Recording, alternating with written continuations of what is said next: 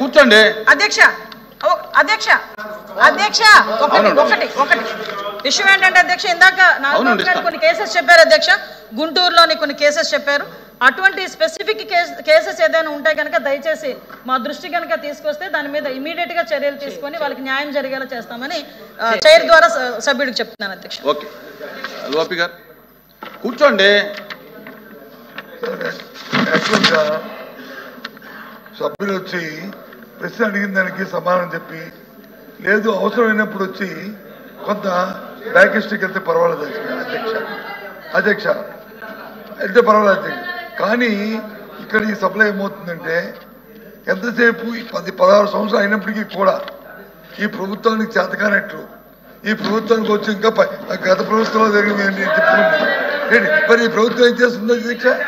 దేనికి అధ్యక్ష కాబట్టి అధ్యక్ష